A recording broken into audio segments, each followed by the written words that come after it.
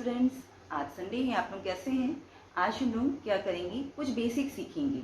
आप लोगों को मालूम है कि वीक में 7 डेज होते हैं, तो 6 डेज तो मैं आप लोगों को प्रश्नावली क्वेश्चंस डालूंगी, एक्सप्लेन भी करूंगी। पर संडे को कुछ डिफरेंट करेंगे। मैं आपको कुछ बेसिक चीज़ें बताऊंगी, जैसे कि आपको क्वेश्चन हल करने में आसानी हो जाए। तो आज हम लोग कुछ नया देखेंगे, इसलिए मैंने टॉपिक भी लिख रखा है यहाँ पे, बेसिक मैथमेटिक्स। तो हम लोग बेसिक में ये देखते हैं कि 9th 10th में ऐसा क्या चीज़ है जो हम लोग को 9th में और 10th में पूरा एक्सप्लेन करके नहीं दिया जाएगा, पर वो चीज़ें हम लोग पहले पढ़ चुके हैं। तो सबसे पहले तो हम लोग देखते हैं कि संख्याएं कितने प्रकार की होती है, क्योंकि ये चीज़ आपके 9th और 10th में भी प्रयोग होती है। तो सबसे पहले हम लोग देखते हैं संख्याओं के प्रकार। संख्याओं के प्रकार, तो संख्याओं के प्रकार में आप पढ़ चुके हैं। जैसे कि मैं फर्स्ट ले रही हूँ आप लोगों का प्राकृत संख्या। तो प्राकृत संख्या किसे कहते हैं, तो ये आप लोगों को मालूम होना चाहिए, क्योंकि प्राकृत संख्या, पूर्ण संख्या, पूर्णांक संख्या, इनके बारे में मैं अभी आपको एक्सप्लेन करूंगी अच्छे से। पर ये तीनों संख्याएं जो हैं, इनका बहुत ज़्यादा प्रयोग है गणित में। पर जब तक आप फर्क नहीं समझेंगे, आपको क्वेश्चन हल करने में बहुत सारी प्रॉब्लम्स होंगी। तो प्राकृत संख्या, इसको ज़्यादातर एन से प्रदर्शित किया जाता है, क्योंकि इसको इंग्लिश में नेचुरल नंबर कहते हैं, इसलिए इसको एन से प्रदर्शित किया जाता है। ये इसका सिंबल है प्राकृत संख्या का। और ये शुरुआत कहाँ से होती है इसकी, ए से शुरू होता है, और जब तक आप ए जोड़ते जाएंगे, ये क्या है आपका प्राकृत संख्या कहलाएगा। क्योंकि संख्याओं का कोई अंत नहीं, जितना आप ए जोड़ते जाते हैं वो संख्याएं बढ़ती जाती हैं, क्योंकि लास्ट आपको कोई नंबर मालूम नहीं होगा। ठीक है, ठीक उसी तरह से दूसरा क्या है आपका पूर्ण संख्या। तो पूर्ण संख्या क्या है ये, अभी पूर्ण का मतलब क्या होता है, पूरा आ जाता है। ठीक है, तो इसको इंग्लिश में क्या कहते हैं, होल नंबर कहते हैं, जिसको W से शो किया जाता है। ठीक है ना, इसका प्रतीक क्या है, इस संख्या का W है। ठीक है, पर यहाँ पे देखिए, यहाँ पे शून्य भी आ जाता है। पूर्ण मतलब कि यहाँ पे शून्य का भी प्रयोग करेंगे, और जितना ए जोड़ते जाएंगे ये संख्या पूर्ण कहलाएगी। मतलब कि सेम टाइप का है पूर्ण और प्राकृत। ठीक है, प्राकृत एक से शुरू होती है बस, और पूर्ण में क्या हो जाता है, एक शून्य को जोड़ दिया जाता है। ठीक है, क्योंकि पूर्ण में वो पूरी चीज आ जाती है। कई बार हम लोग क्या करते हैं, किसी से कोई चीज लेते हैं, पर उस चीज को हम लोग दोबारा ले लेते हैं तो उसके पास कुछ बचा नहीं, मतलब जीरो भी आता है वहां पे। ठीक है ना, और प्राकृत में क्या है, जो चीजें, जो अंक हम लोग को दिखता है उसको हम लोग लेते हैं बस। ठीक है ना, एक तरह से ये समझने का तरीका है कि प्राकृत संख्या जो हम लोग को दिखता है, जो दिख रहा है, क्योंकि जीरो कहीं पे नहीं दिखता हम लोग को। ठीक है, इसीलिए क्या हो जाएगा, प्राकृत संख्या में 1 2 3 4 जो चीजें हम लोग को दिख रही है वो प्राकृत में आ गई। और पूर्ण मतलब वहां पे सब कुछ आ रहा है, कि कुछ चीजें लेने के बाद में, देने के बाद में ले लिया भी जाता है। ठीक है ना, तो ये आपका पूर्ण संख्या हो गया। ठीक है, तो प्राकृत और पूर्ण संख्या को जोड़ना, घटाना, गुणा, भाग आप लोगों को बहुत अच्छे तरीके से आता है। ठीक है, उसके बाद आप देख सकते हैं, मैं आपको तीसरा बता रही हूँ, पूर्णांक संख्या। ये पूर्णांक संख्या की जब भी बात होती है, जो कमजोर है गणित में, बेचारों की हालत खराब हो जाती है, क्योंकि पूर्ण संख्याओं के लिए बहुत सारे नियम आते हैं, जिसकी वजह से वो लोग क्वेश्चन को हल नहीं कर पाते हैं। ठीक है, तो पूर्णांक संख्या क्या है आपकी, इसको इंटीजर कहते हैं, इसको आई से शो किया जाता है। ठीक है ना, साथ ही इसको जेड से भी प्रदर्शित करते हैं। ठीक है, आई से भी दिखा सकते हैं, जेड से भी दिखा सकते हैं। और यहाँ पे देखिए, पूर्णांक संख्या में आपके पास में क्या होता है, ऋणात्मक संख्याएं, और फिर शून्य, और उसके बाद में धनात्मक संख्याएं। तो यहाँ पे भी आप देख सकते हैं, दोनों दिशा में जा रहा है, लेफ्ट राइट दोनों तरफ जा रहा है।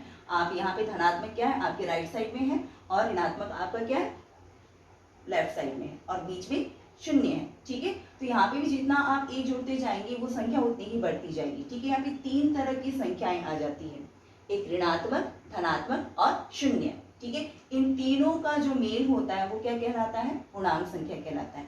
अब जहाँ पे पूर्णांक संख्या आ जाती है, कुछ नियम भी आ जाते हैं। पूर्णांक संख्याओं का योग कैसे होता है, उनका गुणा कैसे होता है। ठीक है, अगर योग आपको मालूम है तो आप घटाव कर लोगे।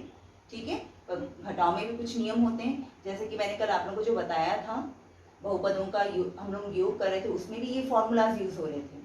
ठीक है, तो मैं यहाँ पे भी आपको बताती हूँ कि पूर्णांक संख्याओं का योग कैसे किया जाता है, इसके क्या नियम है। पूर्णांक संख्याओं के योग के लिए नियम,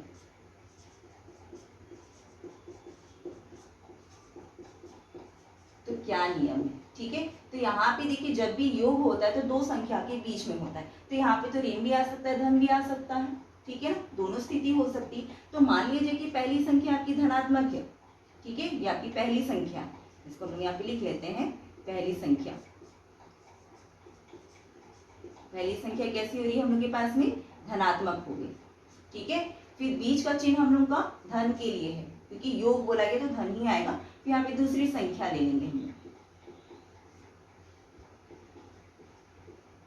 ठीक है। तो पहली संख्या का चिन्ह क्या हो गया, धन हो गया, मध्य चिन्ह तो धन रहेगा ही, दूसरी संख्या का चिन्ह भी क्या हो गया, दूसरी संख्या का चिन्ह भी क्या हो गया, धन हो गया, ठीक है ना। तो अभी क्या होगा, अब देखिए पहली संख्या भी धन है, दूसरी संख्या भी धन है, तो हम लोग को जो उत्तर मिलेगा वो भी धनात्मक मिलेगा, ठीक है ना। या इसको हम लोग ऐसे धन करके लिख लेते हैं, ठीक है ना, धनात्मक मिलेगा। मतलब कि यहाँ पे क्या हो सकता है, +2 +3, आपको मालूम है कि प्लस चिन्ह को हम लोग नहीं दर्शाते, पर मैं समझाने के लिए यहाँ पे लिख के दिखा रही हूँ, ठीक है ना।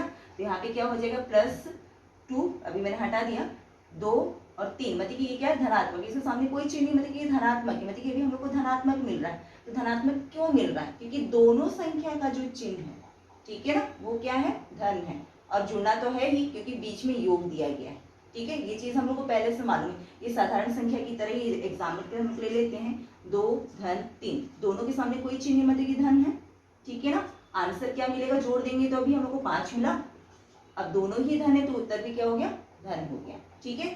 अब इसी तरह से अब ये मान लीजिए कि तो आपका फर्स्ट नियम हो गया ना। अब सेकंड नियम की ओर चलते हैं, ठीक है। अब सेकंड में क्या हो गया, मान लीजिए पहला आपके पास में जो संख्या उसका चिन्ह धन हो गया, मध्य चिन्ह तो धन होगा ही, और दूसरी संख्या का चिन्ह क्या हो गया, अभी आपके पास में ऋण हो गया, ठीक है ना। अभी देखिए एक धन और एक ऋण विपरीत चिन्ह है, ठीक है ना। अभी क्या होगा, आपको उत्तर जो भी मिलेगा वो ऋणात्मक नहीं होगा, ठीक है ना, यहाँ पे घटेगा, ठीक है ना। जो क्रिया हो रही है वो क्या है, यहाँ पे घटेगा, पर उत्तर क्या होगा, यहाँ पे बड़ी संख्या का, बड़ी संख्या का चिन्ह होगा, ठीक है। तो यहाँ पे देख सकते हैं, मैं अभी एग्जांपल के लिए उसी को ले लेती हूँ, क्या हो जाएगा कि यहाँ पे 2 ले लिए, सेम वही संख्या ले ली ताकि समझने में इजी हो, फिर धन, फिर यहाँ पे क्या हो गया, ये ऋण 3, ठीक है ना। घटेगा, विपरीत चिन्ह घट गया, आपको क्या मिला, 1 मिला, और बड़ी संख्या यहाँ पे क्या है, 3 है, इसके सामने ऋण है, तो हम लोग को क्या उत्तर मिला, ऋण 1 मिला, ठीक है ना। अब यहाँ पे देखेंगे तीसरा, तो विपरीत चिन्ह मतलब कि आगे पीछे हो सकता है, ठीक है ना, ये ऋण यहाँ पे भी आ सकता है, ये धन पीछे भी जा सकता है, बस इतना याद रखना है कि विपरीत चिन्ह आ रहा है और बीच में धन चिन्ह है, मतलब कि हमेशा घटेगा, और बड़ी संख्या उसमें से जो भी है बस उसका चिन्ह लगा देना है। अगर मान लीजिए तो यहाँ पे 3 आपका धन होता तो ये भी क्या हो जाता, हम लोग के पास में धन 1 मिलता, ठीक है। अब यहाँ पे देखते हैं पहली संख्या का चिन्ह अगर ऋण है और बीच में मध्य चिन्ह है, और फिर उसके बाद में दूसरी संख्या का चिन्ह क्या है, वो भी ऋण है। अभी देखिए दोनों तरफ समान चिन्ह है, ठीक है ना, पहली संख्या का चिन्ह भी ऋण, दूसरी संख्या का चिन्ह भी क्या है, ऋण है, ठीक है। तब किस स्थिति में क्या मिलेगा, आपको हमेशा जुड़ेगा ही, ठीक है। आपको क्या मिल सकता है, उदाहरण की 2 धन 3, वही संख्या ले लेते हैं, कितना मिल जाएगा, 5 मिलेगा, ठीक है ना हम लोग को, और साथ में क्या हो जाएगा, यहाँ पे चिन्ह कौन सा रहेगा, ऋण चिन्ह रहेगा, ऋणात्मक चिन्ह, ठीक है ना। चिन्ह क्या होगा, ऋण होगा, क्योंकि दोनों में ऋण चिन्ह शामिल है, ठीक है ना। यहाँ पे एक बार फिर से बता दे रही हूँ, पहली संख्या का चिन्ह क्या है, पहली संख्या का चिन्ह आपके पास में ऋण है, ठीक है, दूसरी संख्या का चिन्ह भी क्या है, ऋण है, तो यहाँ पे क्या हो गया, ऋण 2 धन ऋण 3, दोनों ही ऋणात्मक है, उत्तर क्या होगा, आपको ऋणात्मक में मिलेगा, ठीक है। और क्या हुआ, यहाँ पे योग बीच में है इसलिए जुड़ेगा ही, ठीक है ना, जुड़ेगा ही, पर आंसर क्या होगा, ऋण 5 हो जाएगा। सेम चीज यहाँ पे भी देखिएगा, दोनों धन है तो क्या होगा, जब भी समान चिन्ह होता है जुड़ेगा, याद रखिएगा, समान चिन्ह है तो क्या हो जाएगा, जुड़ेगा, और यहाँ पे भी देखिए भी समान चिन्ह है इसलिए क्या होगा, जुड़ेगा, ठीक है ना। और दोनों में जो चिन्ह शामिल है, मतलब पहली संख्या और दूसरी संख्या का जो चिन्ह है सेम है ना, तो धन आया यहाँ पे भी देखिए दोनों संख्या का चिन्ह अगर ऋण है तो उत्तर क्या मिला, आपको ऋण मिला, है समझ में। तो ये इस तरह से ये 3 नियम हुए, ये योग के लिए, ठीक है। इसी तरह से हम लोग गुणा के लिए भी देखेंगे,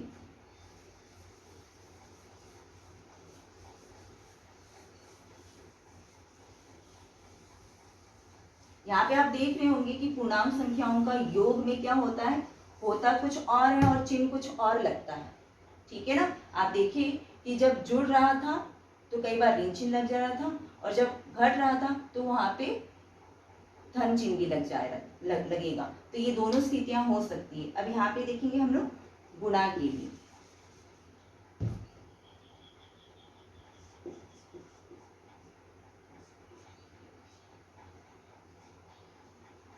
क्या है भी पूर्णांक संख्याओं के गुणा के नियम। तो अब यहाँ पे देखिए क्या होगा, सेम वैसा ही आएगा। पहला मान लीजिए धन है, गुणा बोला है तो यहाँ पे गुणा चिन्ह आ जाएगा। फिर दूसरी संख्या का चिन्ह भी क्या है, धन है। अभी मैं डायरेक्ट जा रही हूँ थोड़ा सा। तो यहाँ पे देखिए, यहाँ पे कुछ नया नहीं होगा क्योंकि सिर्फ गुणा हो रहा है, ठीक है।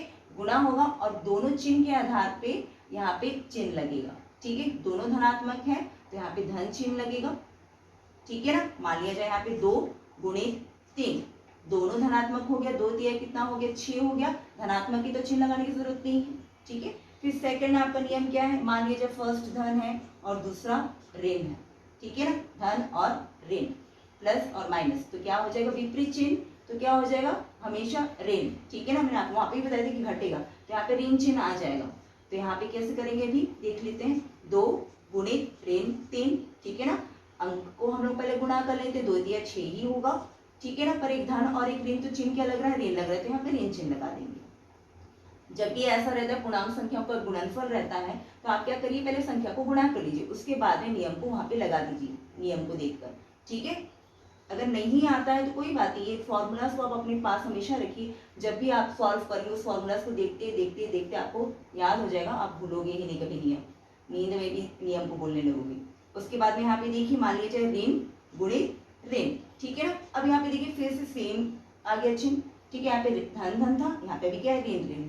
समान चिन्ह मतलब कि हमेशा जुड़ेगा, मतलब धन चिन्ह, ठीक है ना। मतलब कि क्या हो जाएगा आपके पास में, ऋण 2 गुणित ऋण 3 हो गया, ठीक है ना। क्या मिलेगा आपको, 3 2 तिया कितना हो जाएगा, 6 हो गया। पर दोनों में ऋण है, मतलब कि उत्तर क्या होगा आपके पास में, धनात्मक हुआ। आप देख सकते हो चिन्ह में फर्क है पर आंसर अभी सेम आए क्योंकि समान चिन्ह है, ठीक है ना। तो ये गुणा के लिए, गुणा में इजी हो जाता है, योग के लिए थोड़ा सा मुश्किल हो जाता है, तो वहाँ पे ध्यान दीजिएगा योग के लिए, क्योंकि वहाँ पे जुड़ता है पर चिन्ह कुछ और लगता है, और कई बार घटता है तब की स्थिति में भी चिन्ह कुछ और लग जाता है। तो नियम को आपको ध्यान में रखना है, तो आपको हल करने में बहुत ही आसानी होगी, ठीक है। तो ये हो गया हम लोग का पूर्णांकों का योग और गुणा। तो ये मेन फॉर्मूला है, क्योंकि 9th और 10th में कई बार आप पूर्णांक संख्याओं का योग और गुणा करेंगे, ठीक है ना। और नियम मालूम नहीं है तो आप इसे नहीं कर पाएंगे।